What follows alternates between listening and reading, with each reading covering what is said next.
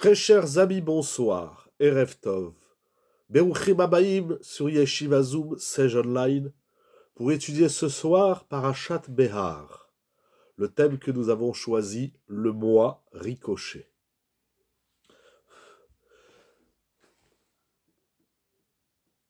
Je voudrais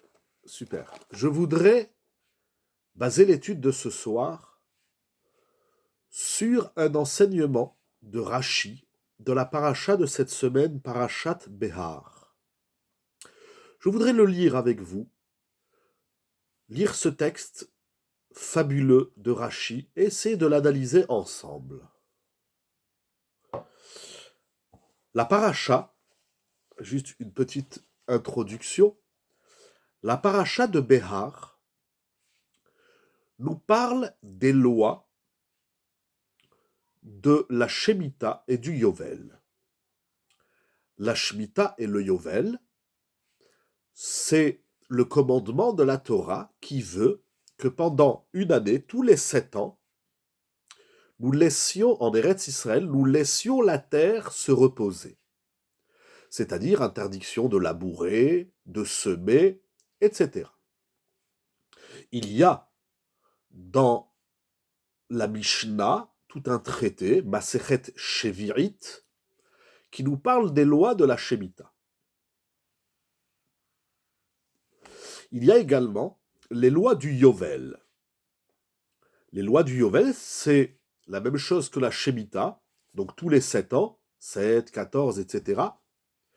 Arrivé la 49e année, c'est la Shemitah. Et là également, nous avons la 50e année, le Yovel.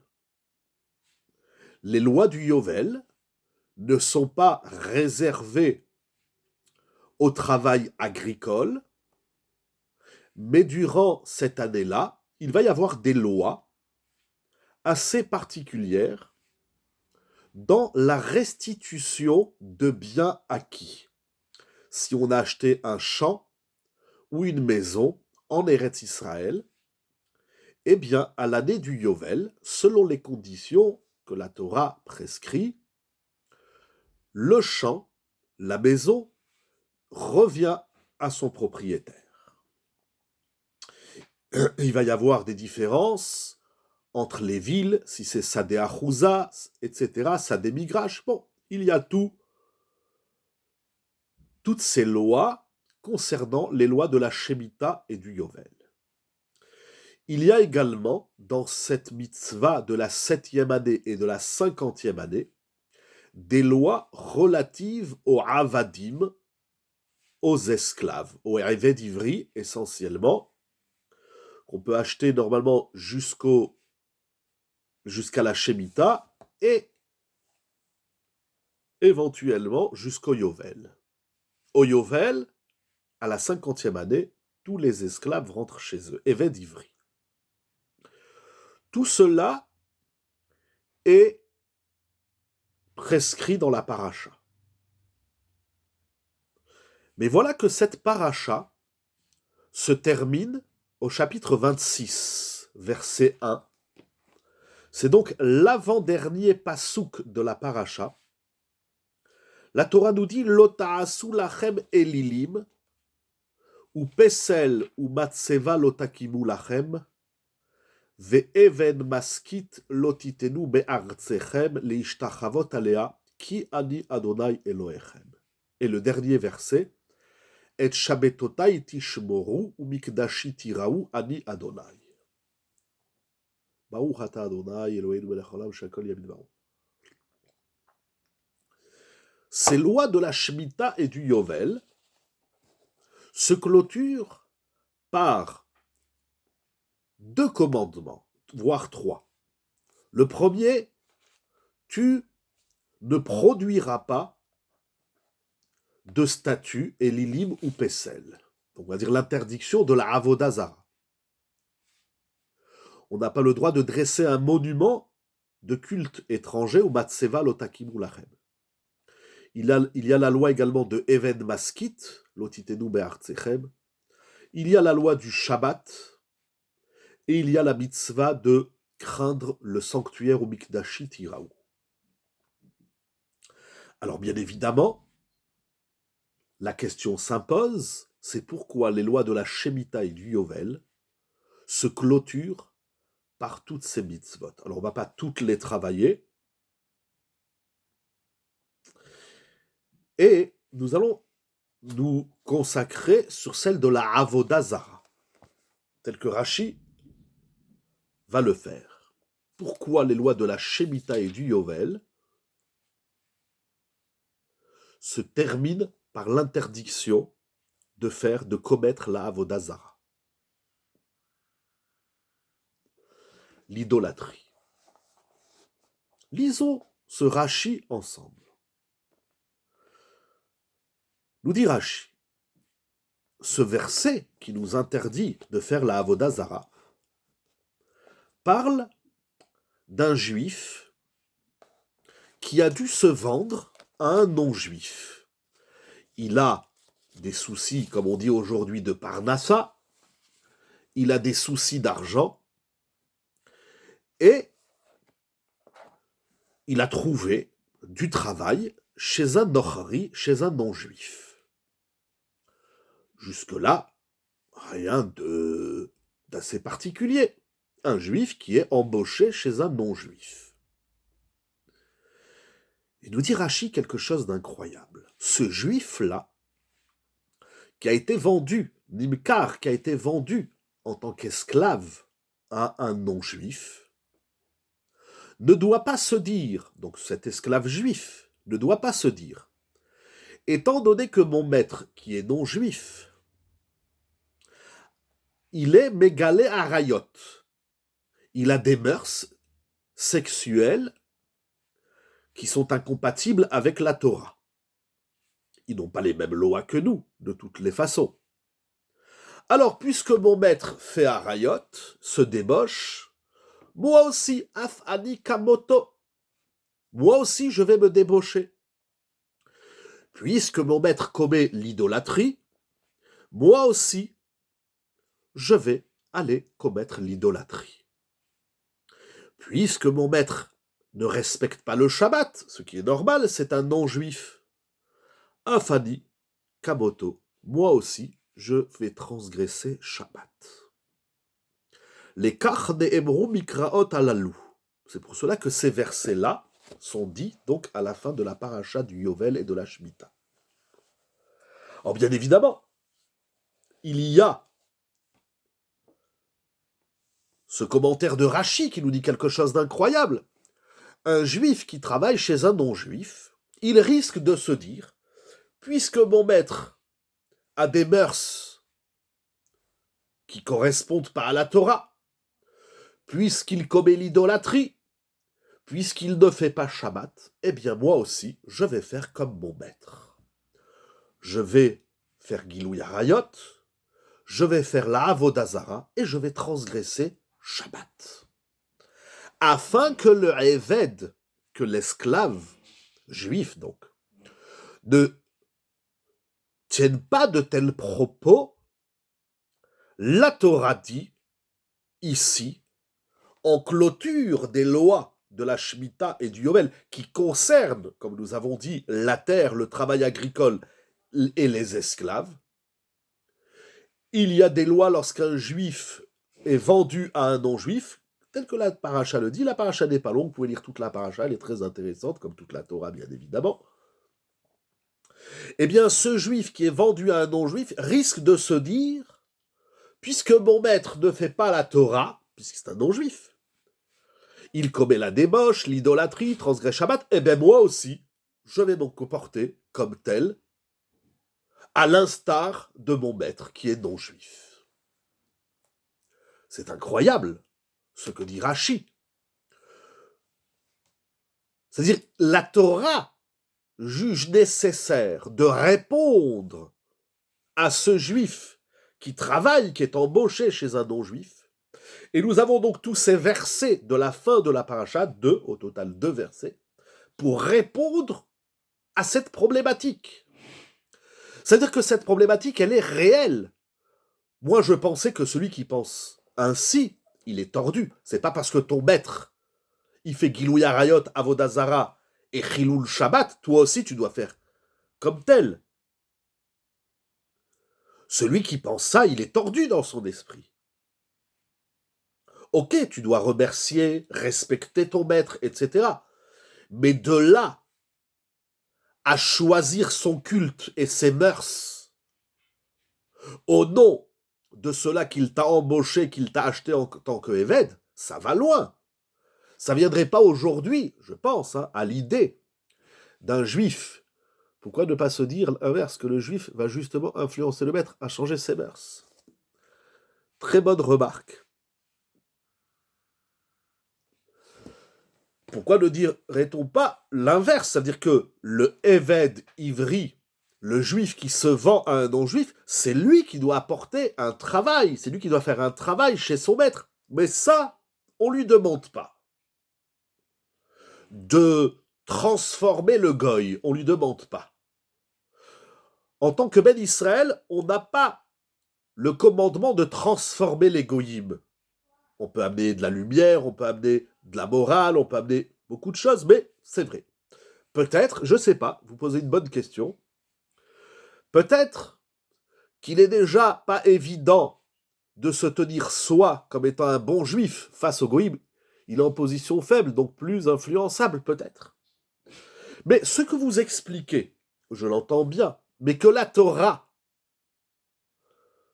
donne une légitimité à ce que pourrait penser l'homme au point d'écrire 2 psukim pour mettre en garde le Israël à l'Imkar Lenochi, c'est-à-dire qu'il y a ici un vrai problème. Je ne lis pas un Midrash ou une Gemara. Rashi nous dit, c'est le pshat de la Torah. Donc c'est-à-dire que la Torah donne une légitimité à ce qu'aurait pu penser le Eved Hanimkar Lenochi. Et la Torah, donc le met en garde, la Torah veut lui répondre, et la Torah le met en garde et lui dit, fais attention. J'entends, vous dites, ça aurait été peut-être au Israël d'influencer le goy. Peut-être que vous avez raison, il est dans une position faible, même dans une position, comme je disais, de reconnaissance, de gratitude, mais de là à devenir l'autre, c'est tout simplement incroyable. D'où vient, au point que la Torah légitime, parlons-nous ici de simple influence ou du rapport au pouvoir qui rend légitime la chose, car il est maître. Des mots de Rashi, ça a l'air comme vous dites, Monsieur Meyer, Madame Bocara, comme vous dites, parce que Rashi dit à quel moment on devient le miroir de celui qui est à côté de nous.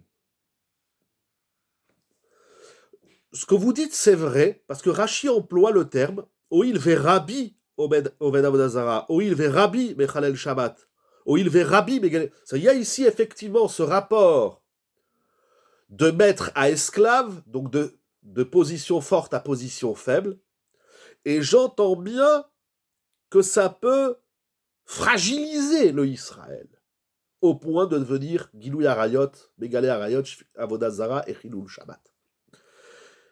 Mais si nous avions trouvé ceci, pourquoi le goy est appelé Rabbi? Rabbi dans la Torah, ça veut dire maître. Aujourd'hui, Rabbi, c'est quand on...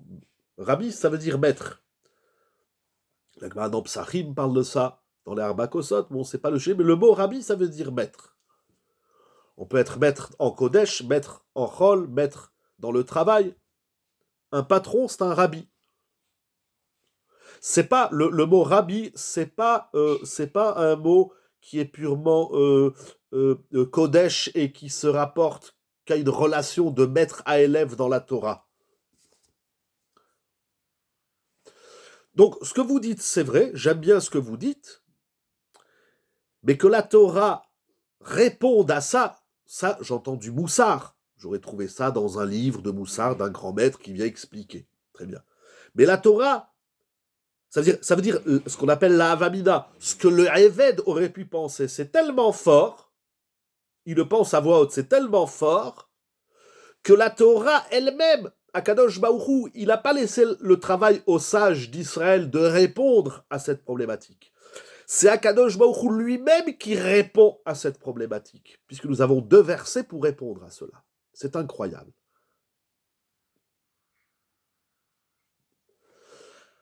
D'où, et Rashi continue, nous avons lu que la moitié de Rashi, Rashi continue, nous allons voir la suite tout de suite, et il va rentrer dans la psychologie du Eved. Pourquoi ce juif qui s'est vendu à un non-juif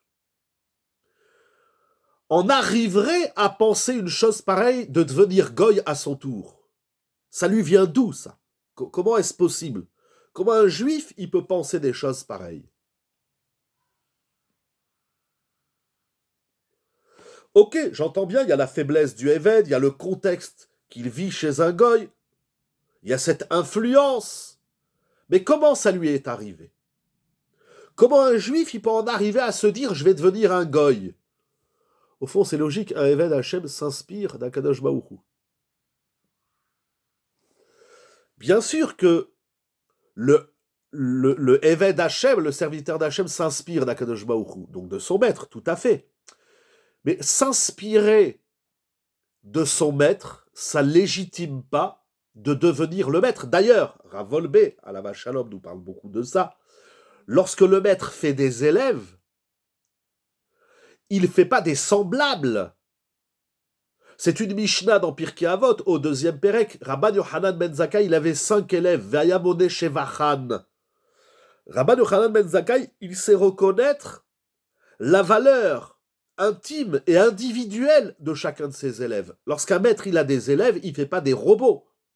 Il ne fait pas des semblables. Au contraire, le maître est là pour enseigner à l'élève comment il va développer son moi profond. Alors ici, le contexte, il est différent. C'est pas un maître enseignant, c'est un maître de travail. Et justement, en vérité, on insiste sur la question parce que je me dise, mon maître, il gagne de l'argent, je vais gagner de l'argent, il a une belle voiture, je vais acheter une voiture, etc. Mais que je me dise, mon maître est idolâtre, eh bien, je vais devenir idolâtre. Pourquoi tu as besoin de changer de culte? La reconnaissance ou la faiblesse ou l'influence ne doit pas entacher ce que tu es. Donc d'où provient cet élan de ce juif de se dire je vais devenir un goy en fait? Ça lui vient d'où? Comment c'est possible qu'un juif qui a une conscience, s'il ne sait pas qu'il est juif, ou s'il est éloigné de la Torah, s'il ne connaît rien de la Torah, c'est une chose dramatique, bien évidemment. Mais c'est une personne qui a une conscience. Il avait ses envies avant, c'est possible. C'est un autre sujet, est-ce qu'on a le droit d'avoir des envies? Le fameux Rambam, l'employé a un lien de subordination. Je suis d'accord que ce lien de subordination avec son maître existe. Je suis d'accord que l'homme, il a des envies. Vous avez, et cette faiblesse, tout ce que vous dites, c'est juste. Mais comment, et ça n'explique pas, en tout cas Rashi ne va pas aller dans ce sens, on va voir tout de suite la suite de Rashi. Comment un juif peut en arriver à se dire je vais devenir un goy, un idolâtre, un mégalé harayot et un mechalel Shabbat.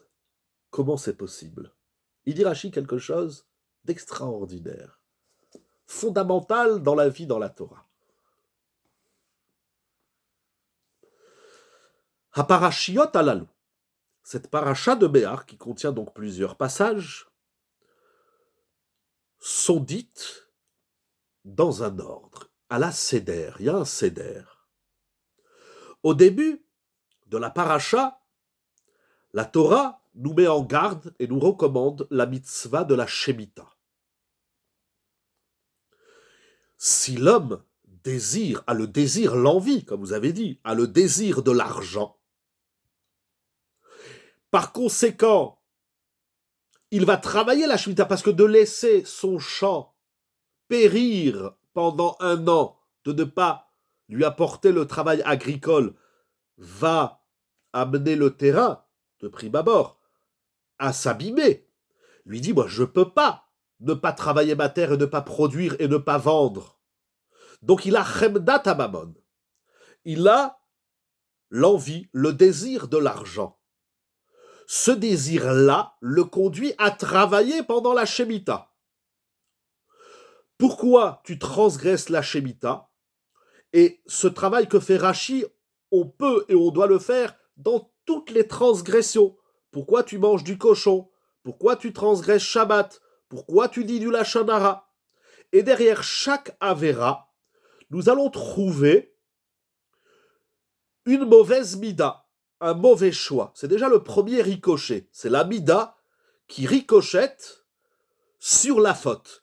Étant donné qu'il a une mauvaise mida qui s'appelle Chemdat HaMamon, alors ça se répercute sur la transgression des lois de la Shemitah. Celui qui agit comme tel, Sofo limkor metaltelav, il va en arriver à vendre ses biens.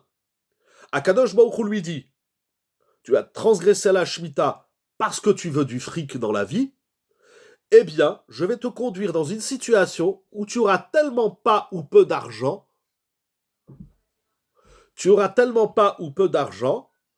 que je vais te conduire dans une situation où tu seras obligé de vendre tes biens, ta voiture, ta salle à manger, etc. Pourquoi on n'apprend pas du Ben Sorer ou Moré? On verra dans Parashat Kitetse. On est là dans la Shemitah. C'est une bonne question. Nous dit Rashi, Lo Hazarbo, si cet homme qui voit qu'il en arrive à vendre ses biens, tout ça c'est écrit dans la paracha, pourquoi tout d'un coup tu dois vendre tes biens? Qu'est-ce qui t'arrive? Il dit, j'ai pas d'argent. Et pourquoi tu n'as pas d'argent? Comment ça se fait? Pose-toi des questions. S'il ne fait pas ce travail, il ne fait pas de tchouva, il va en arriver à vendre sa terre, sauf Mocher Achuzato. Lo Hazarbo, s'il n'a pas fait de tchouva, il va en finir par vendre sa maison. S'il n'a pas fait de tchouva, il va en arriver à emprunter de l'argent avec intérêt. Il va aller à la banque, il va dire j'ai besoin de 100 000 euros. Ok monsieur, avec les intérêts, ça fait 150 000.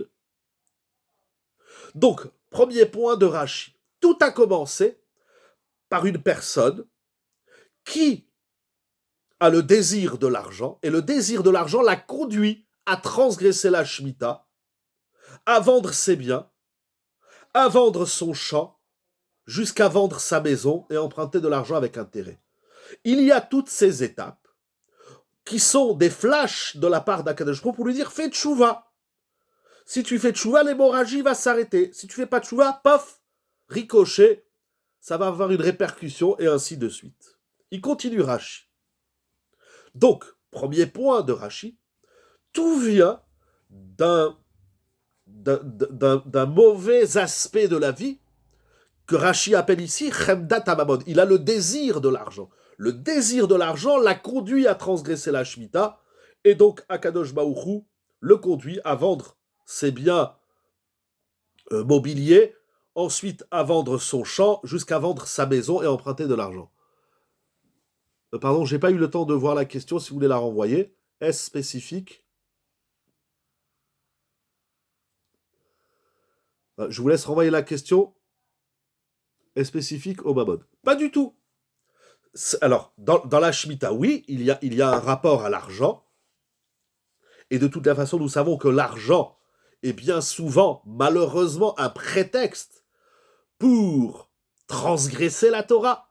Malheureusement, faire très attention à l'argent. Mais ce principe-là, nous allons le rencontrer encore, nous allons voir un autre texte. Ce principe existe dans toutes les mauvaises midotes. Une chemda, l'otachmod, c'est écrit dans la Torah, une chemda, un désir quelconque, s'il n'est pas cadré, s'il n'est pas pris en charge, va conduire l'homme à transgresser. La transgression a un ricochet, donc la mauvaise mida, le ricochet, c'est la Avera. La Avera, c'est l'intervention d'Hachem pour que l'homme il soit choserbo, pour qu'il fasse tchouva. S'il fait tchouva, ça s'arrête. S'il ne fait pas tchouva, ça continue. Comment on arrête ce cercle vicieux? Nous allons voir. On va essayer Be'ezrat Hashem. Pour Rashi, en tout cas dans un premier temps, pour répondre à votre question, c'est choserbo. Fais tchouva. Tu vois qu'il y a des choses qui se passent dans ta vie qui ne sont pas normales, fais tchouva. Si tu fais tchouva, ça stoppe.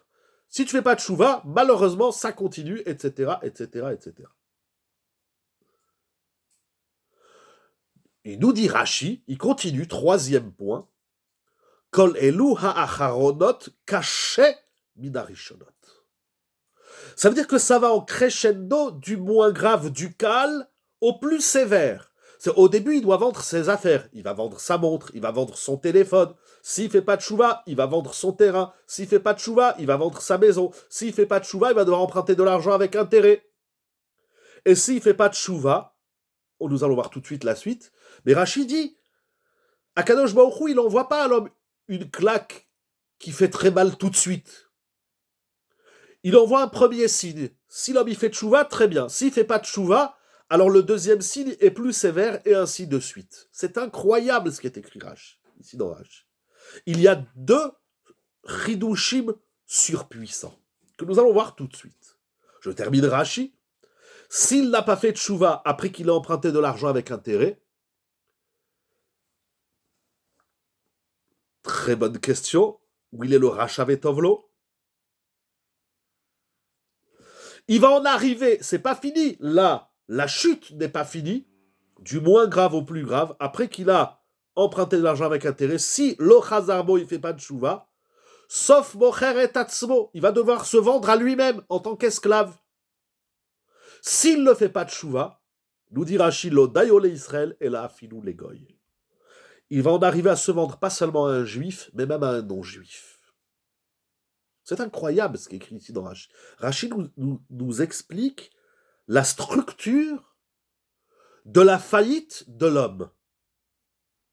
Et donc, tout a commencé par un problème qui s'appelle Hamad Mammon. Prenons-le comme exemple. Ça peut être d'autres chemdot, d'autres désirs, d'autres mauvaises midot. Et ceci va le conduire d'échec en échec. À chaque fois, c'est un signe d'Hachem pour lui dire fais tchouva. Tu fais pas de tchouva, la deuxième claque, elle est plus dure. Tu fais pas de tchouva, la troisième, elle est plus dure, etc., etc. Jusqu'à ce qu'il en arrive dans le schéma de la paracha à se vendre en esclave à un goy. Et continuons, revenons au début de Rashi, et puisqu'il se vend à un goy, à la fin, il devient goy.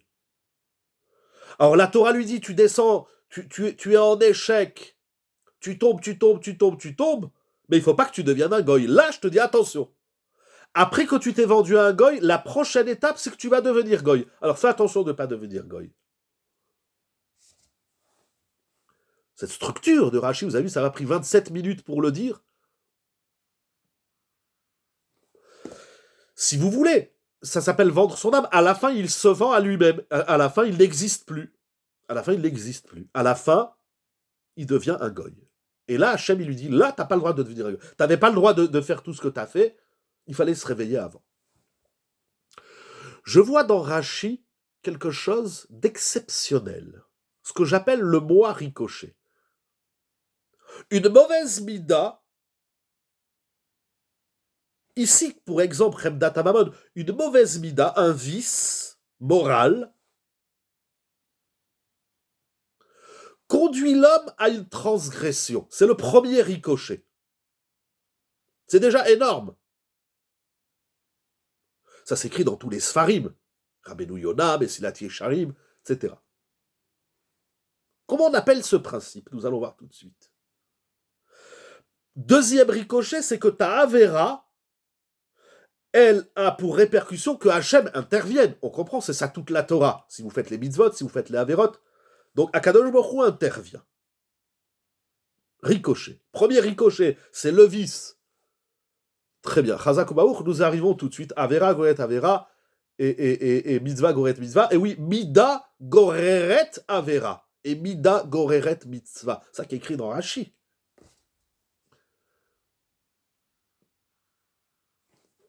Donc, premier ricochet, tu as une mauvaise mida, un vice, conduit à une répercussion dans ton être, c'est que ton vice va te conduire à une transgression. La conscience d'une mauvaise mida n'est pas toujours évidente. Vous avez raison. Mais en même temps, on peut le faire travailler à l'envers. Si je fais une avéra, c'est le miroir de ma mauvaise mida que je dois trouver. Je m'amuse toujours entre guillemets, à le faire dans le lachon hara. C'est ce que Rabbi Rucham appelle le shoresh de la Avera, le mekor de la Avera. Il y a 2 personnes ou 3 personnes qui font du lachon hara, c'est pas pour la même raison.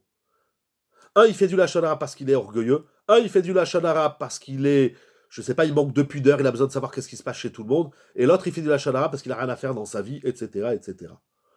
La tchouva, Rabbi Rucham va le faire dans la tchouva. La tchouva, c'est pas réparer la faute, c'est réparer ce qui a déclenché la Avera. C'est un grand yesod de Rabbi Yerucham. Premier ricochet, ta mauvaise mida, elle va avoir... Le premier ricochet, c'est que ta mauvaise mida, elle va se traduire en Avera. Deuxième ricochet, c'est que ta Avera, elle va déclencher un comportement d'Hachem, d'Akadosh Baruchou. Premier point. Deuxième point que nous voyons dans Rashi, c'est que les répercussions divines sont de plus en plus dures. C'est pas, comment il a dit Rashi, quand les lois acharonot caché mina rishonot. Ta mauvaise mida du départ, elle va te conduire à des catastrophes qui sont plus dures au fur et à mesure. Comment je dois définir ma mauvaise mida si une Avera peut avoir plusieurs origines? Il faut trouver, il faut chercher. Déjà, il faut apprendre que chaque Avera, elle peut avoir plusieurs origines. Et c'est à moi de trouver. Par exemple, je reprends l'exemple de la Shanara. Si je dis du Lachanara, si c'est à cause de l'orgueil, je dois trouver en moi l'orgueil. Si je ne suis pas orgueilleux, ben je vais chercher autre chose. Je dois trouver la mauvaise mida qui a abouti sur la Avera. Et derrière chaque Avera se trouve une mauvaise mida. Il y a un livre exceptionnel, comme tous les Sfarim de la Torah, bien évidemment, qui fait ce travail. C'est le Sefer HaChinuch. Sur chaque mitzvah, il dit quelle est la mida qui correspond. C'est extraordinaire comme travail de Rabbi Aharon Halevi. Il existe en français, il s'appelle les 613 commandements. Chaque mitzvah, donc on va dire, la mitzvah, c'est la partie de l'iceberg que nous voyons, la partie extérieure de l'être, puisque les mitzvot, on les fait dans l'action, dans la asiya, avec le corps, bien qu'il existe les mitzvot du cœur, comme les appelle Rabbeinu Bechaye dans son livre. J'ai pas de mots, sublime et vital, le chovot alvavot, les devoirs du cœur. Mais donc les mitzvot sont l'extériorité de l'être, et il faut trouver l'intériorité, la pnimiyut. Qu'est-ce qui m'a conduit à commettre telle faute? Quelle est la mida qui m'a conduit à commettre telle faute? Ça, c'est le premier point de Rashi. Tous les autres nous conduisent à des avérotes. Je ne dirais pas que toutes nos mauvaises midotes nous conduisent, je dirais que toutes nos mauvaises midotes sont susceptibles de nous conduire à des avérotes. Si on ne fait pas un travail de chazarbo, dit Rashi, de tchouva, alors la mida, si on ne corrige pas la mida, alors nous allons voir tout de suite, très bien, vous posez une question fondamentale, on va avancer dans les textes. Deuxième point de Rashi, c'est que la mida, la mauvaise mida, elle déclenche une avéra qui déclenche une intervention d'Hachem, et si l'homme ne fait pas de tchouva, les interventions d'Hachem, elles sont de plus en plus sévères. Alors la question, elle est tout à fait naturelle. Comment une mauvaise mida, elle déclenche plusieurs répercussions qui sont de plus en plus graves? Comment ça marche? Nous allons voir. Le comportement d'Hachem... pardon, j'ai pas eu le temps de lire votre question, Madame Bokhara.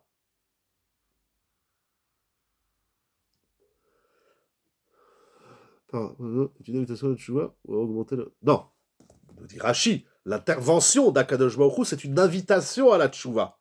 Si l'homme ne fait pas de tchouva, alors Akadosh Baruch Hu, il va augmenter les coûts.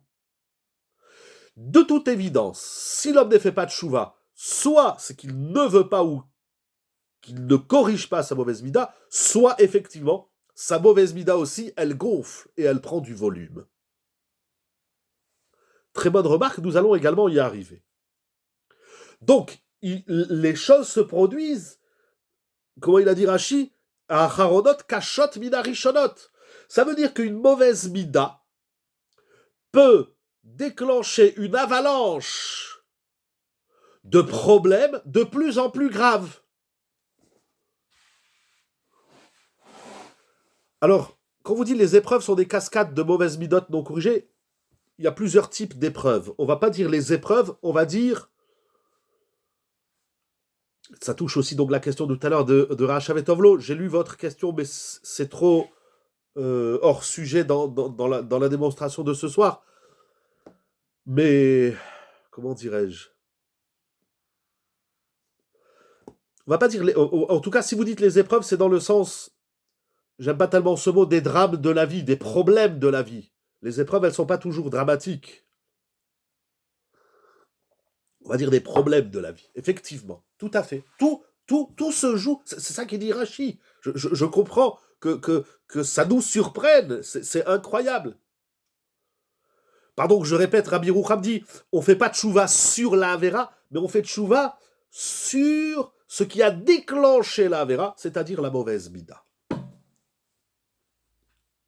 Et la mauvaise mida, donc, elle enfouit en elle tous ces ricochets, toutes ces répercussions, ces ricochets de moi vis-à-vis de moi-même, de ma mauvaise mida vis-à-vis de la Avera, et les répercussions du comportement d'Hachem envers l'homme.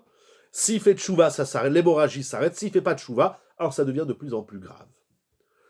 Quelque chose qui nous paraît banal, surtout Chemdat Hamamon, mais je ne vais pas parler de ça ce soir, le désir de l'argent, quelque chose qui nous paraît de pas si grave que ça, peut entraîner l'homme très très très très très loin, et ça c'est immense. Comment ça marche? Au point de se dire, je vais devenir goy, je vais faire Gilou Yarayot, je vais faire Avodazara, et je vais transgresser Shabbat. C'est incroyable.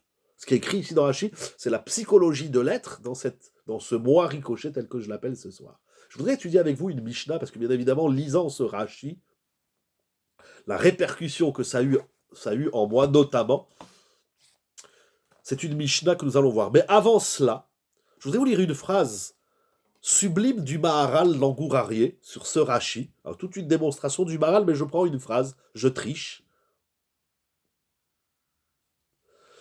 Il dit, Rashi nous enseigne quelque chose de majeur. En Akadosh Baruchu Mevi Akol Beyachad Alav.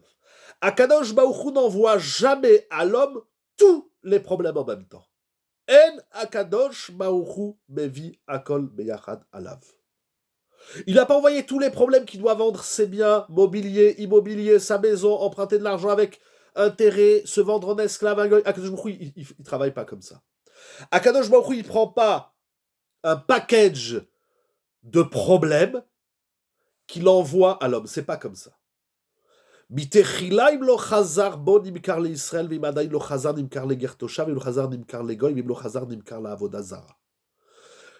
Chez Akadosh Baruchu, dans ce ricochet d'Hachem, Kaviachol, c'est qu'Akadosh Baruchu, il vient à l'homme petit à petit. C'est pas d'un coup qu'Akadosh Baruchu, il envoie à l'homme tous les problèmes.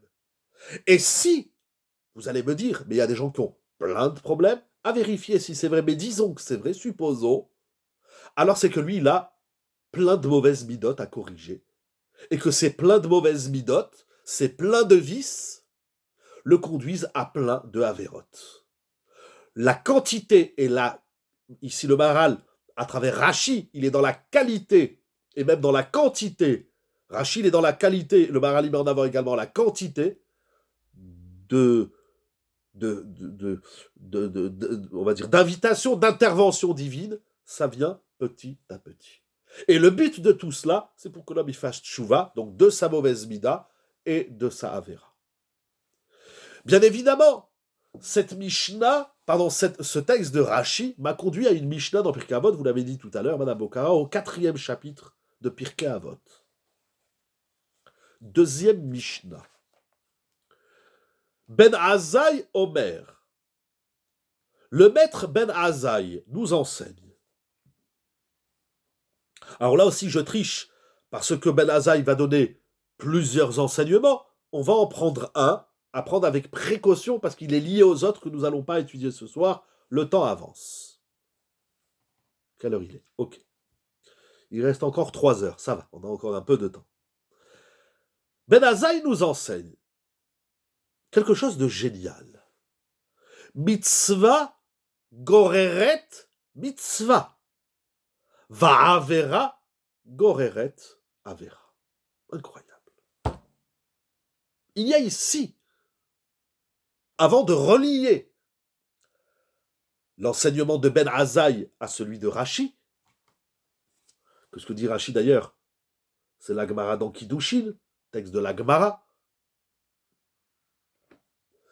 Laissons un temps soit peu Rashi de côté. Venons à cette Mishnah. Qu'est-ce qu'il nous dit Ben Azaï? Mitzvah goreret mitzvah. Une mitzvah entraîne une autre mitzvah. Va'avera goreret avera. Et une avera entraîne une autre avera. Il y a, comme vous avez dit tout à l'heure, ce cercle vicieux. Là, on n'est pas dans le cercle vertueux, mais on est dans le cercle vicieux.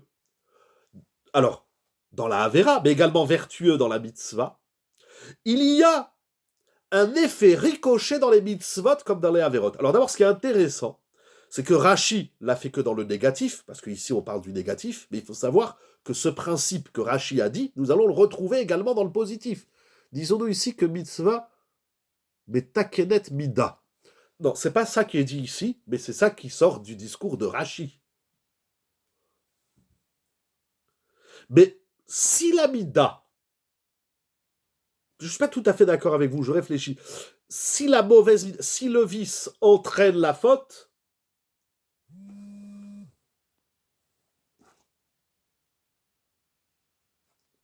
si le vice entraîne la faute, la vertu entraîne également la mitzvah. C'est pas la mitzvah qui corrige la mida.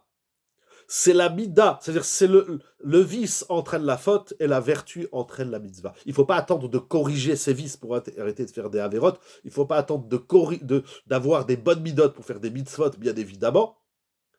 Mais plus on va faire un travail sur le nefesh, plus on va faire un travail sur les midotes, tovot comme raot, nous allons arriver tout de suite, et pas mévi. Nous allons voir c'est quoi le terme gorer, très bien, très bonne question.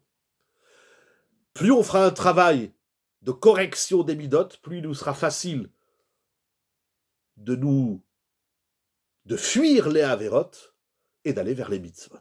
C'est intimement lié, c'est très très fort. Je vois que ça vous choque, et c'est normal. Moi aussi, quand j'ai lu ce Rashi, chaque année que je le lis, ce qu'il dit Rashi, c'est incroyable. D'abord, ce que nous apprenons de Ben Azaï, c'est que ce principe existe aussi bien dans le négatif que dans le positif. Il commence d'ailleurs par le positif. Mitzvah, goreret mitzvah. Alors vous demandez quel est le sens de ce verbe. Nous allons le voir tout de suite dans les Rishonim. Il y a la notion de gorer. Gorer, goreret. Une mitzvah entraîne une mitzvah. On a l'impression qu'il y a deux cercles dans la vie. Le cercle des mitzvot et le cercle des averot. Quand tu rentres dans l'univers des mitzvot, tu en fais une, elle va en entraîner une autre. Gorer, littéralement, ça veut dire traîner, entraîner.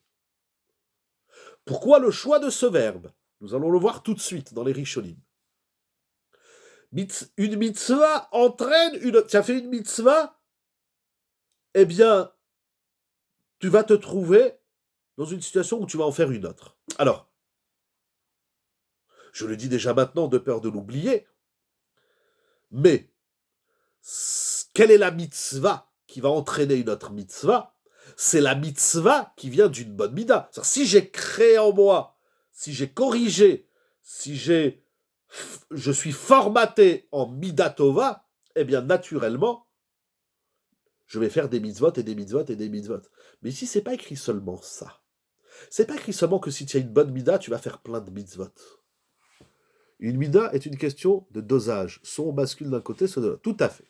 Exactement, c'est pour ça que les mauvaises midotes, comme les bonnes midotes dans la Torah, elles s'appellent midatova et midara. Tout à fait.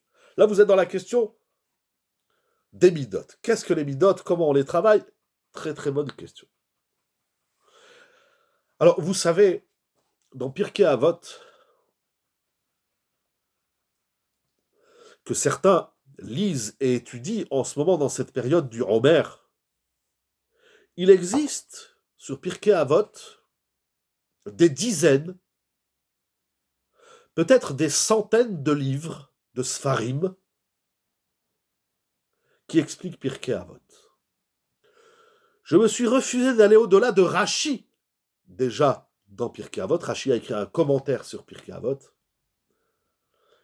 Nous allons voir le commentaire de Rashi, qui est complètement lié à ce que dit Rashi dans le Chumash. Et nous irons voir également ce que dit Rabbeinu Yonah. Je me suis refusé d'aller au-delà, parce que sinon on peut passer plus qu'une nuit sur chaque phrase de Pirkei Avot. C'est immense de messages et de commentaires. Qu'est-ce que nous dit Rashi?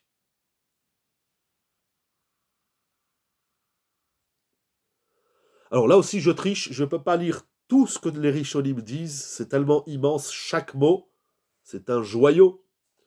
Mais il dit Rashi, quelque chose de très très fin, qui va répondre à votre question, c'est quoi le sens du verbe goreret?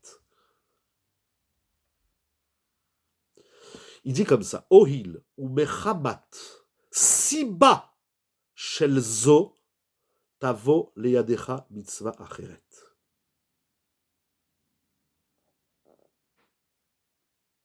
Voilà. Il dit Rashi, il y a une notion de siba. Mechamat siba shel zo, tavo leyadecha mitzvah acheret. Mechamat siba shel zo. Qu'est-ce qu'il dit Rashi ici? Excusez-moi que je réfléchis avec vous, c'est ça qui m'intéresse de faire ce travail de réflexion, de recherche. Rashi parle de siba. Le concept de siba, que j'ai appris personnellement essentiellement dans le Maharal, à Kadosh, Alav Shalom, siba et mesobeb. Dans le monde qu'Akadosh Baruch Hu a créé, il y a dans toute chose une siba et un mesobeb. On traduit en français, très superficiellement, une cause et une conséquence. Tout à fait. Il y a, comme vous dites, à chaque mitzvah, une mida sous-jacente. Tout à fait. Mais Chamat Siba Shelzo, donc il y a Siba et Mesobeb.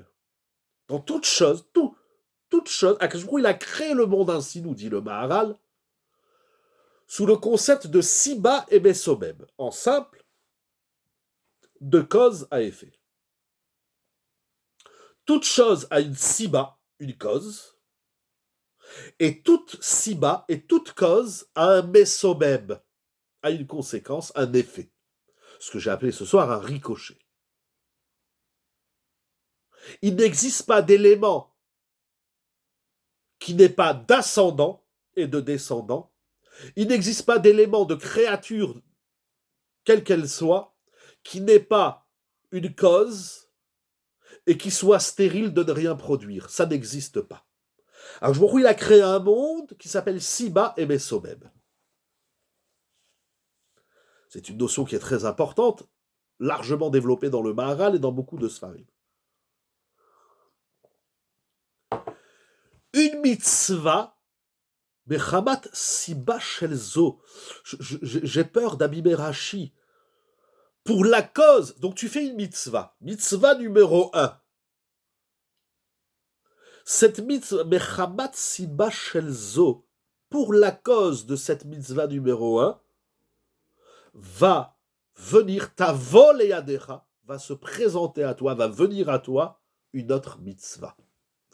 Alors, est-ce que Rashi dit, en première lecture, il dit la mitzvah numéro 1, elle est la siba de la mitzvah numéro 2.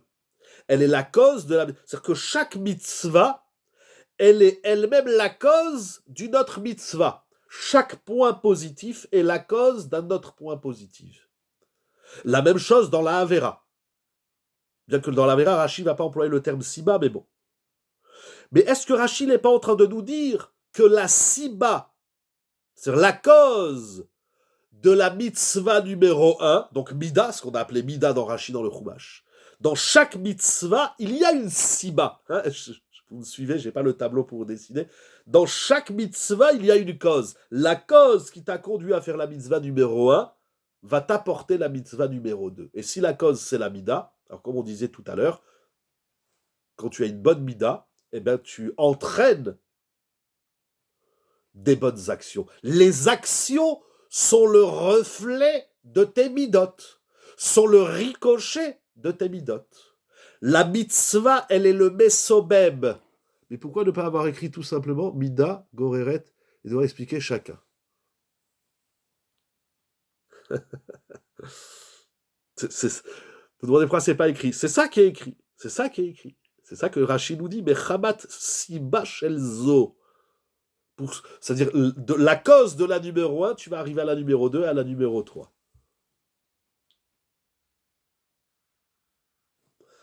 Vous savez pourquoi c'est pas écrit comme on aurait aimé que ça soit écrit? D'abord, c'est comme ça toute la Torah, mais nous allons voir pourquoi. Nous allons conclure dans quelques minutes avec un texte extraordinaire que j'ai lu cette semaine. Nous allons voir. Voilà. Mais je voudrais... Donc Rachid nous parle de Siba. Il faut trouver la cause. Mais je voudrais vous lire... Alors, je ne sais pas si ça rejoint, mais ça me paraît que oui. Mais Rabbeinu Yonah, il a un autre terme qui s'apparente à celui de Rashi. Il dit quelque chose d'incroyable. Il dit ce concept de mitzvah, goreret mitzvah, et de avera, goreret avera. C'est un concept, c'est un mécanisme qu'il appelle mikoach ateva. Si une mitzvah est la cause d'une autre mitzvah, cela signifie que la mida s'améliore. Exactement. C'est ça qu'a dit Rashi. Rashi l'a dit dans le négatif. C'est-à-dire que ce qui se passe à la fin, c'est pire qu'au début. Si on le fait dans le positif, ce qui se passe à la fin, c'est mieux qu'au début. Rabbeinu Yonah dit mikoach ateva ouzé. Ce mécanisme de mitzvah goreret mitzvah et de avera goreret avera, c'est pas un mécanisme spirituel, c'est un mécanisme qui répond à une loi naturelle. Mikoach ateva ouzé. C'est une loi qu'Akadosh Baruch Hu, il a mis dans le teva, dans la nature. On est complètement dans les lois, c'est incroyable, c'est de l'énergie naturelle, il nous dit Rabbeinu Yonah, mikoach ateva. Rashi a employé le terme siba ou mechamat siba, donc on n'aurait qu'une seule impulsion première à donner exactement. Mais c'est exactement ça le moi ricochet, c'est-à-dire que si je donne la première impulsion qui s'appelle la correction de l'amida, tout ce qui se passe après, c'est Siba et Mesobeb dans les mots de Rashi, et c'est Mikoach Ateva selon Rabbeinu Yonah. C'est complètement naturel. Rabbeinu Yonah continue sa démonstration. C'est quoi ce Koach Ateva? C'est Tiv'i. Vous prenez un caillou, vous le jetez, vous savez pas où. Ça a un ricochet. Le caillou va casser la vitre, qui va blesser la personne, qui va devoir aller chasvé shalom chez le médecin et qui va devoir prendre des médicaments, etc., etc. Tout ça parce que j'ai jeté un caillou. Mais la répercussion, le ricochet de ton action va très très loin. Et tout ça, c'est du teva. C'est l'effet naturel des choses. C'est comme ça qu'Akadosh Baruch Hu, il a créé le monde. On est dans le teva. C'est une énergie naturelle. Et ce qui est incroyable, ce que nous disent ici Rashi et Rabbeinu Yonah, c'est que cet effet naturel, il se retrouve dans le spirituel. Ça marche dans le caillou que tu jettes, ça marche dans plein de choses que tu fais. Tu sèmes une graine dans la terre, ça a des répercussions, des ricochets, etc. Ça marche dans le spirituel et ça marche chez l'être humain. Cet effet de Siba et Mesobeb, elle existe chez nous. Comment une bonne impulsion peut se présenter? Pardon, j'ai pas eu le temps de lire toute votre question. Si vous voulez bien la renvoyer avec plaisir. Ça marche. Comment une bonne impulsion peut se présenter dans un contexte de mauvaise mida? Alors, c'est une très bonne question. Là aussi, il y a beaucoup de choses à dire. Mais Rashi nous a dit, dans le négatif, je dis juste qu'à travers cette Mishnah, il faut le faire également dans le positif. D'abord, une mida 100% pourrie, ça n'existe pas. Vous l'avez dit tout à l'heure, mida, c'est dosage. Donc, vous allez prendre quelqu'un d'extrêmement coléreux, par exemple. Prenez quelqu'un qui est dans la colère.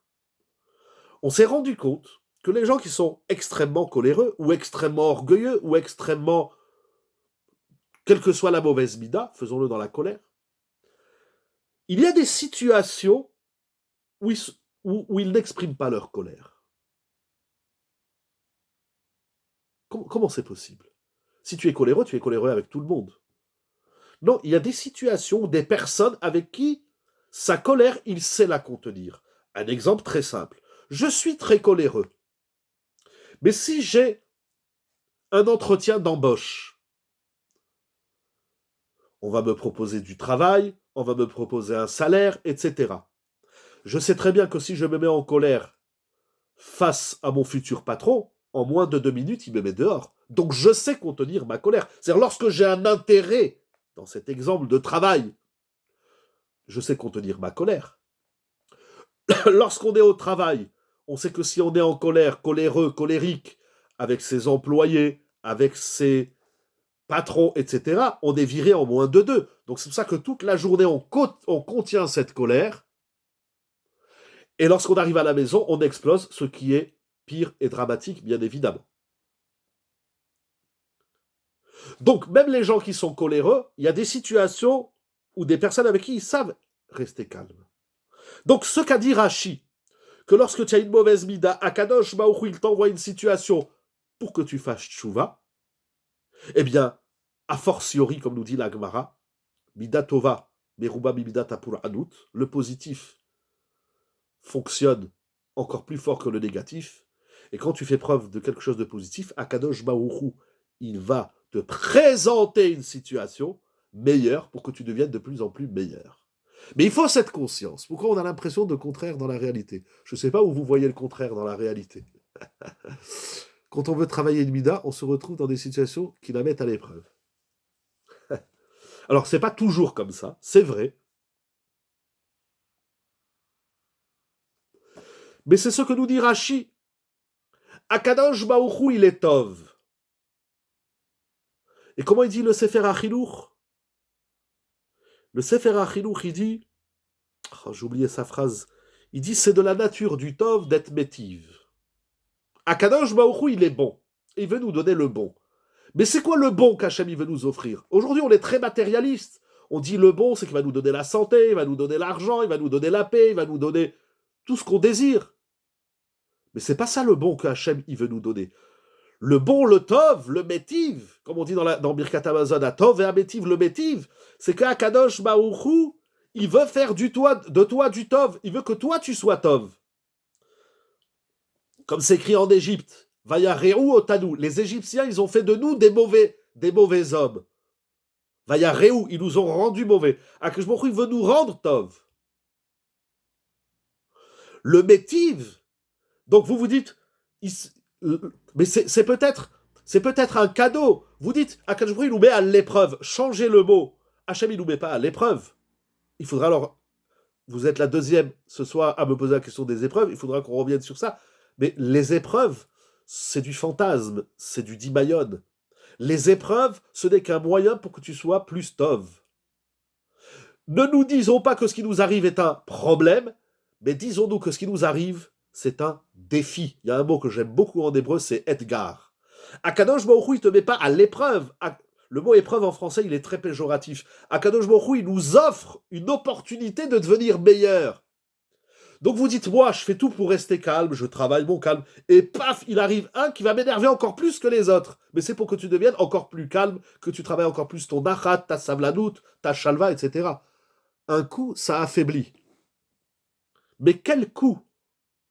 Et ça affaiblit quoi? Il faudra revenir, je vois, sur ce sujet qui est très important et qui est majeur. Ce sont des défis, ce sont des opportunités. Akadosh Baruch Hu, il n'est pas là pour écraser l'homme, chasve shalom. Regardez ce que dit Rashi. Même lorsque l'homme, il a une mauvaise mida, donc il fait des averot, Akadosh Baruch Hu, tout ce qu'il fait, c'est pour qu'il fasse tchouva. Akadosh Baruch Hu, moi, j'aurais dit, mais tu es puni. Voilà, Hachem, il va t'envoyer une punition. Akadosh Baruch Hu, il va t'envoyer. En fait, c'est moi qui vais faire de la situation une opportunité ou un coup. Exactement. Exactement, tout à fait. Lorsque l'homme, il a une mauvaise mida, il fait une avera. Mais ça devient de plus en plus dur, n'est-ce pas? Au contraire, mais moi, ça devient de plus en plus, je pensais que vous alliez dire ça devient de plus en plus allégeant. Pourquoi ça devient de plus en plus dur? Au contraire, regardez, l'homme il a une mauvaise mida. De sa mauvaise mida, il fait une avera. Qu'est-ce qu'il fait à Kadosh Baruch Hu? Il lui envoie pas une épreuve, il lui envoie pas un coup, il lui envoie un signal d'alarme pour qu'il fasse tchouva. C'est peut-être ça le rachat Vetovlo. Akadosh Baruch Hu, il l'invite, il dit regarde c'est Tov. Alors l'autre, comme il est rachat, il dit tu vois, dans ma riche out, Akadosh Baruch Hu, il me donne de l'argent, la santé, tout ce que je veux. Mais espèce d'idiot, Akadosh Baruch Hu, il est en train de t'inviter pour que tu fasses tchouva. Enlever les mots durs en français, parce qu'à l'école, on nous a appris à créer des problèmes, à régler des problèmes. La vie, c'est pas régler des problèmes, c'est pas ça la vie. De toute façon, on va s'essouffler parce que dès que tu as réglé un problème, il y en a un autre qui arrive. On n'est pas là pour régler des problèmes. On est là pour vivre des situations comme étant des opportunités et des invitations. C'est énorme ce qu'il dit Rashi. Moi j'aurais dit, tiens une mauvaise mida, t'as fait une avéra, mais le bon Dieu il te châtie. C'est un châtiment. Quand une personne reçoit plusieurs coups, il n'a pas le réflexe de comprendre. C'est vrai, c'est pas un réflexe, c'est vrai. Je l'ai dit tout à l'heure, il faut avoir la conscience de cela. Mais ce qui est dommage, c'est que celui qui n'a pas cette conscience et ce réflexe, si vous voulez, eh bien, il va s'écrouler, et il aura beaucoup de mal à se relever. Et je vais vous dire quelque chose que j'ai déjà eu l'occasion de dire à plusieurs shiurim. Il y a une tfila de David Ameller. Je ne sais pas si bon, il est là-dessous. Bref, il y a une tfila de David Ameller que nous disons, les messieurs au moins, les dames, vous pouvez le dire aussi, un mismor dans Teilim, mais j'ai pas le Teilim en tête. Aromimcha Hashem mismor shichanukat abayit le David. Aromimcha Hashem qui dit litanie. Velo simarta ubaili, etc. Afarta mispedi le macholli, puis tarta saki vate azereli simcha. Les man yezamecha chavod velo idom Hashem. David Ameller, il a vécu des situations qui sont dramatiques. Tout le monde connaît plus ou moins l'histoire de David Ameller. Il faut lire dans l'histoire de Shmuel de Melachim l'histoire de David Ameller. C'est un homme qui a souffert, c'est un homme qui a eu 70 ans de coups et d'épreuves, pour reprendre vos termes. David Ameller, il dit Afarta mispedi le macholli. Tu as pris, il dit à Hachem, tu as transformé mon drame en joie. Comment un drame? Un misped, Afarta mispedi. Comment un drame, comment un coup, comment une épreuve, ça peut devenir un machol. Machol, ça veut dire une ronde, une fête. Non pas que David Ameller, il festoyait chaque fois qu'il avait un coup sur la tête. Mais il dit, je me suis rendu compte, c'est comme ça que je l'interprète, c'est comme ça que je le comprends, et c'est comme ça que je le vis, excusez-moi, c'est que David Ameller, il s'est dit, mais tous ces mispédim là, est-ce que c'est vraiment un misped? Est-ce qu'il n'est pas en train de m'arriver quelque chose d'exceptionnel dans ma vie? D'exceptionnel, de positif? C'est parce qu'on a mis des mots, changeons les mots, changeons l'esprit, et nous allons voir que ce sont des invitations, des rebondissements, des ricochets. Mais ce qui est incroyable dans Rashi, c'est que même celui qui a une mauvaise mida, qui fait une avéra, le ricochet, c'est pas un châtiment, c'est pas une malédiction, c'est une invitation à devenir meilleur. C'est incroyable ce qu'il dit Rashi. Et ce que j'ai l'habitude de dire,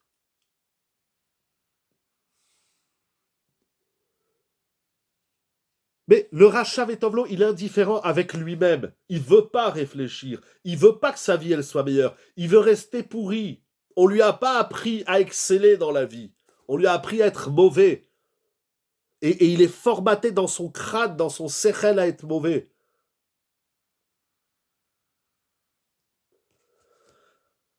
Je me suis rendu compte, un coup reçu n'est qu'en lien avec nous-mêmes, ça c'est clair, ça le Ramban il le dit, ça c'est clair. Mais enlevez le mot coup, s'il vous plaît. Le mot coup, il fait mal. Dites une situation, la situation dans laquelle je me retrouve est le reflet, le ricochet de moi-même, ça c'est clair. Je vais vite parce que le temps avance et il faut finir. Je me suis rendu compte, personnellement, et en parlant avec les gens, à la yeshiva, les fidèles, les gens, etc., parfois dans la vie, Rashi, pardon, j'ai pas eu le temps de lire, c'est trop petit sur mon téléphone, donc Rashi, regardez, une petite minute, bon, alors allez-y, envoyez, après vous me laissez 2 minutes pour dire un yesod et pour finir. Donc Rashi dans Béar ne décrit pas une fatalité, mais exactement, mais c'est ça qui est incroyable dans Rashi. Rashi ne dit pas, tiens une mauvaise mida, tu fais une avéra, je vais t'envoyer une claque. Mais pas du tout. Et comme a dit le Maharal, Akadosh Baruch Hu, il envoie petit à petit. Akadosh Baruch Hu, il est tov et il veut être métive. Même quand il y a une mauvaise mida, et même lorsque de ta mauvaise mida, tu en arrives à une avéra, Akadosh Baruch Hu te dit, Coco, fais tchouva vite. Il t'invite à être meilleur. C'est incroyable ce qu'il écrit Rashi. C'est pour ça que je suis surpris quand vous dites que c'est dur. Moi je trouve que du bonheur. Il n'y a pas de fatalité. On peut toujours se relever. C'est incroyable. Et ce qui est incroyable, c'est qu'il y a des gens qui vivent des situations et ils se disent « Oh là là, c'est un coup ». Mais avec le temps, ils se disent « Mais heureusement qu'il m'est arrivé ça ». Celui qui rate son avion, il dit « Mince, voilà, j'ai raté l'avion, je ne vais pas être à la Khatouna, je ne vais pas signer mon contrat ». Mais quand il entend que l'avion il a eu un problème technique, il dit mais heureusement que j'ai loupé l'avion. Des fois, on cherche du travail, on fait tout, on investit dans un domaine, ça marche pas, on pleure, c'est un coup, c'est une épreuve. Et puis après, il se passe quelque chose, on dit, mais heureusement, qui est meilleur après, on dit, mais heureusement que la semaine dernière, ça a pas marché. Comme ça, j'ai pu faire maintenant quelque chose de mieux. Mais comment le Benoni peut-il exister? La mécanique devrait l'amener. Mais encore une fois, ça c'est comment Akadosh Baruch Hu, il travaille. Après, il y a comment l'homme il travaille. Qui veut être Racha ou Benoni ou Tzadik petit ou Tzadik grand ou Tzadik ador ou Tzadik qui dort ou Gadol ador ou Gadol qui dort, ça c'est la Bechira de l'homme. Comment? Mais justement, comment on apprécie ce qui nous arrive dans la vie? Il y a une phrase. C'est que j'ai déclenché. Exactement. Mitzvah, Goré Mitzvah, j'ai déclenché le Tov, je suis rentré dans le système exactement. Ah, il y a une phrase extraordinaire, je l'ai déjà citée, mais elle est fondamentale. Il dit Rabbeinu Yona, parce que j'ai ramené Rabbeinu Yona, ici dans la Mishnah, Rabbeinu Yona, il dit dans un autre sefer qu'il a écrit, le Sha'arei Tshuva, qui tiye achosher sibat haor. L'obscurité est la cause de la lumière. La lumière, c'est l'effet de l'obscurité. Il faut enlever tous ces mots dramatiques et fatalistes qui nous ont créés dans la langue française. Ça n'existe pas dans la Torah. Tu as fait des avérotes, tu as fait tout ce que tu as fait. Akadosh Baruch Hu, il t'invite. Alors, ok, oui, comment il disait Rav Galinsky, on a le droit de dire que ça fait mal. Parce que c'est vrai, des fois, ça fait mal.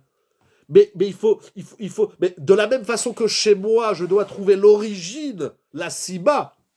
Dire le mot situation, c'est un travail énorme sur son lien avec soi-même. Exactement, je vous l'accorde. Mais lorsqu'on arrive à le mettre, ce mot-là, situation, si vous l'aimez bien ce soir, si on arrive à le mettre, ça change tout le regard de notre vie et le regard sur nous-mêmes. Kitia Rocher Sibat Haor. C'est incroyable. C'est des phrases qui sont fondamentales. C'est une mitzvah de les dire à tout le monde. Alors oui, ça fait mal. Oui, tu as perdu de l'argent. Oui, l'autre, il s'est pris un coup pour la santé. Oui, l'autre, il a tel problème. Mais d'abord, dis-toi que l'origine de tout ça n'est autre que toi-même. Et quand tu vas corriger, les choses elles vont être meilleures, etc., etc. Cet effet ricochet, il est immense et il a des répercussions qui sont immenses. Moral et rabotaille. De la même façon que chez moi, je dois trouver c'est quoi la siba du Mesomem, c'est quoi la cause de mon action, et bien c'est la même chose avec Akadosh Baruch Hu. Akadosh Baruch Hu, il t'a envoyé quelque chose, quelle en est la cause? La cause, c'est pas pour t'écraser et te faire du mal. La cause, c'est pour que tu fasses tchouva. Derrière toute chose se cache la cause. Comment on appelle ça? Je voudrais terminer avec une phrase, une très belle phrase. Il ne s'agit que de situation. Pourquoi devrais-je changer? Pour être meilleur. D'abord, l'homme, il aime le meilleur, il aime l'excellence, il aime le bonheur. Et ça, c'est une très bonne mida qu'Akadosh Baruch Hu, il a mis en nous. Shabbat, c'est le ta'anoug, etc. La Torah, la paracha, elle finit par le Shabbat. Shabbat, il a un mot, oneg. Oneg, Shabbat. Les karata, la Shabbat, oneg. Le Shabbat, petit boucheron, Shabbat, il s'appelle oneg. L'homme, il aime. L'homme, il est à la recherche des plaisirs. C'est pas. Et d'ailleurs, là vous me ramenez au début de Rashi, j'ai dit que j'en parlerai pas parce qu'il n'y a pas le temps. Je voudrais finir avec une très belle phrase que j'ai lue cette semaine. Lorsque Rashi dit il a le désir de l'argent, vous avez parlé tout à l'heure des désirs et des envies, mais d'être désireux et envieux, c'est pas quelque chose de négatif. C'est juste que, et vous l'avez dit aussi, les vices et les vertus sont des dosages. Ce sont des réceptacles. C'est qu'est-ce que tu mets dedans, qu'est-ce que tu désires. C'est mal dosé, ou bien qu'est-ce que tu as mis dedans? Un verre, c'est très positif, mais si dedans tu mets de la saleté, eh bien, t'as pas changé le verre. Il nous donne des outils. Maintenant, qu'est-ce que je vais mettre dedans et ce que je vais recevoir, c'est la répercussion de ce que j'ai mis dedans. Comment aider l'autre à déclencher cette mécanique? Comment aider l'autre? En étant soi-même. Plus on est soi, plus on est l'autre. Après, il faut revoir les shiurim sur moi et l'autre, moi à travers l'autre, moi et le miroir, etc., etc. Ça, c'est comment on aide l'autre, ça, c'est une très grande question. Bon, Rav et Rabotage, je voudrais terminer cette étude de ce soir avec une phrase magnifique que j'ai lue dans un livre splendide qui s'appelle Talele Chaim. Talele Chaim, écrit par un Rav qui s'appelle, ce sont les shurim essentiellement d'un Rav qui s'appelait Rav Chaim Cohen Alav Shalom, qui a été écrit par son élève et en association avec son élève Rav Reuven Sasson. Alors ça se trouve, donc c'est Talele Chaim dans Shemot, page Kouf Memhe, 145. Il écrit, comment il écrit, c'est romantique, ça me plaît et j'ai envie de vous le partager, de vous l'offrir. Kol avodat Torah, vers mitzvot. Tout le travail de la Torah et des mitzvot que nous faisons, Mechouvenet leinyanze, est orienté vers cela, les galotes et haor shechavouy bema'amakim, de dévoiler la lumière qui est enfouie dans les profondeurs, ce qu'on appelle pnimiout ritsoniout. Il continue, je vais à la page 146. Les maasé, de façon pratique. Haor atidi agadol, la lumière, la grande lumière du futur, et tsemak dushas gulit shetilgale leatid lavo, et la surpuissance de la sainteté qui se dévoilera dans l'histoire, elle est déjà enfouie, chakuk akvar bapnimiyut, elle est déjà là aujourd'hui. L'olam haba, il est là, il n'est pas là-bas, il n'y a pas de là-bas chez nous. Nous, on ne vit pas pour ailleurs, on ne vit pas pour l'ailleurs, on vit pour l'ici. L'ailleurs se trouve déjà ici, mais il est chavouille, il est enfoui, il est caché dans la pnimiyut. C'est-à-dire, ce que tu fais à l'extérieur, n'indique seulement qu'il y a quelque chose à l'intérieur. C'est-à-dire le ricochet, il n'est pas seulement de l'intérieur vers l'extérieur, mais là, c'est un ricochet qui va de l'extérieur vers l'intérieur. S'il y a ça, alors c'est qu'il y a... je ne sais pas ce que ça veut dire, c'est le moi et le sad. Enfin, je ne sais pas ce qu'il voulait dire quand il a dit ça, c'est pas le sujet. Ce qui se passera demain est déjà enfoui dans ce qu'il y a aujourd'hui. Ce que tu vis en Chitsoniout, est un indicateur pour ta propre pnimiout. C'est le ricochet de l'extérieur vers l'intérieur. Tiens, s'il y a ça, c'est qu'il y a à l'intérieur une énergie, une lumière. Ha'atid, le futur, ou be'etsem masheganouz kvar bahove bapnimiout, ce qu'il y aura demain.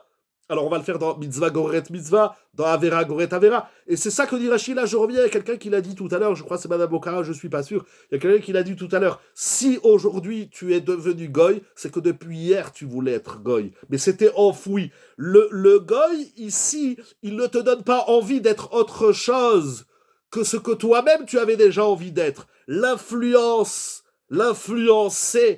n'est pas un être qui se fait avoir par un influenceur, c'est un être qui était déjà à l'intérieur ce qu'il est, et l'influenceur a seulement déclenché ce qui se trouve dans ma pnimiout que moi-même j'ai peut-être pas vu.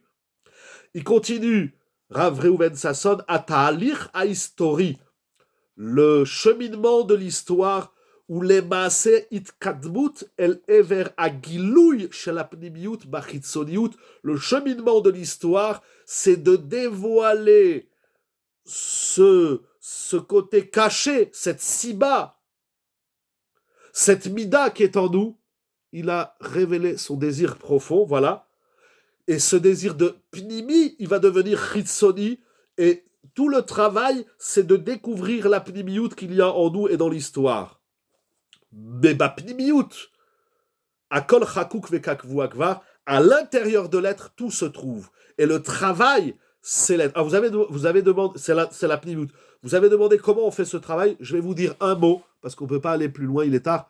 On peut changer le désir pnimi. Donc nos propres réactions sont des indicateurs de notre pnimiout. Exactement. Je voudrais juste terminer avec un mot, c'est exactement ça. C'est tout ce travail de la découverte de soi. Donc ça veut dire que le ricochet, il est l'indicateur, il est le miroir de ma pnimiout. Ce qui se passe à l'extérieur de moi, c'est le reflet de mon intériorité, et tout le travail, c'est de prendre cette pnimiout et c'est de la mettre en lumière. Je voudrais terminer avec 2 points. Le premier, vous savez, avant, je ne sais pas, la nouvelle génération, elle n'a pas connu ça, mais l'ancienne génération, on a connu les appareils photo Kodak. Vous vous rappelez des appareils photo Kodak où il y avait un film, et là-bas dedans, on mettait des centaines de photos en fonction de... Il y avait 24, 48, 72, vous vous rappelez ces films de photos. Tout le travail, c'est de mettre en lumière ce qui est enfoui à l'intérieur. Comme c'est un petit machal qui m'aide à mieux comprendre tout ça. Je voudrais juste dire, alors vous avez demandé comment on fait ce travail. Je vais vous dire, il y a un mot qui nous permet, c'est un gros travail, mais qui est fabuleux, qui est génial, qui va alléger le travail, c'est la tfila. La tfila, elle s'appelle Avoda Shebalev. C'est-à-dire que la tfila, bien sûr, il y a tout ce côté extérieur de l'être, et il fallait une chambre noire pour développer les photos. Rocher Sibalor, Chazak ou Baruch, j'y avais pas pensé. La prochaine fois, Blinéder, je le dirai avec la pièce noire. Il faut du Rocher pour mettre en lumière les photos. Je vous remercie. Chazak ou Baruch, les Chaim Todarama. Et il y a donc tout ce travail de Chitzoniout, Pnimiout. Je voulais juste. Oui, donc je disais la tfila c'est Avoda Shebalev. Et lorsqu'on fait la tfila, on travaille la siba et le mesobem, on travaille les midot et les mitzvot, parce que dans la tfila, il y a ce travail extérieur, comment on se comporte, où est-ce qu'on prie, l'horaire où on prie, c'est un cadre extérieur, mais qui doit dévoiler la pnimiut de l'être. Il faut énormément de midot pour prier, il faut être calme, il faut être croyant déjà, bien évidemment, il faut être benachat, il faut être dans le calme, dans la souplesse, il faut être patient, et de surcroît, lorsqu'on prie avec un tzibour, tellement de midot il faut développer dans la tfila. La tfila, c'est un des exercices qui nous permet de faire ce travail de mida mitzvah, de répercussion de l'être, le mot à ricocher. Voilà ce que je voulais étudier avec vous ce soir à travers ce Rashi dans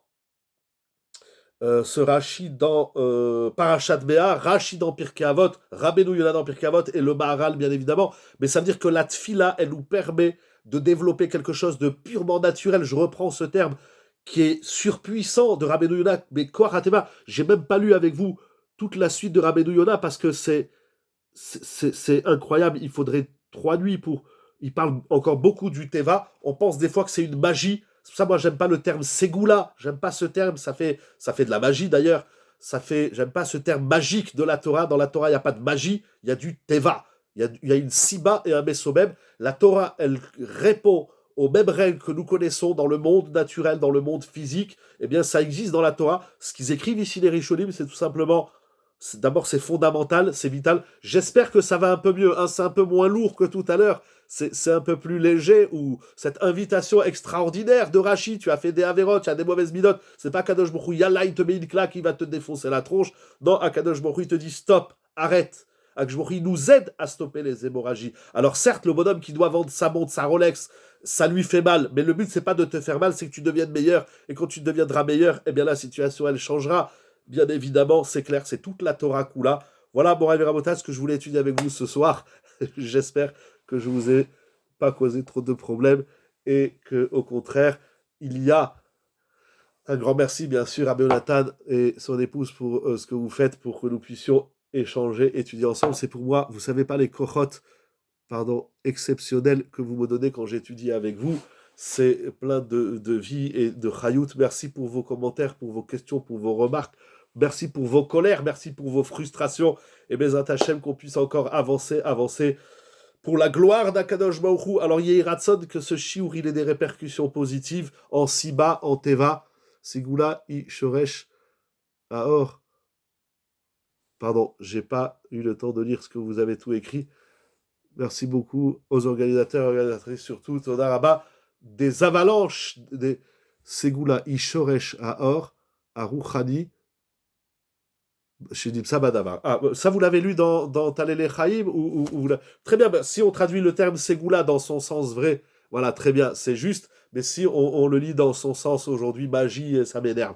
Voilà, Chazaku Baruch, Toda Rabba, un grand merci pour la gloire d'Akadosh Baruch Hu, avec le sourire, la simra, la geoula, le shalom, la libération des otages, la fin de la guerre, que du bonheur pour tout le monde, dans le sourire, dans la joie, dans la gaieté, dans la bonté, dans le chesed, dans les bonnes midotes. Que des ricochets de sourire et de bonheur pour nous, pour tout Israël.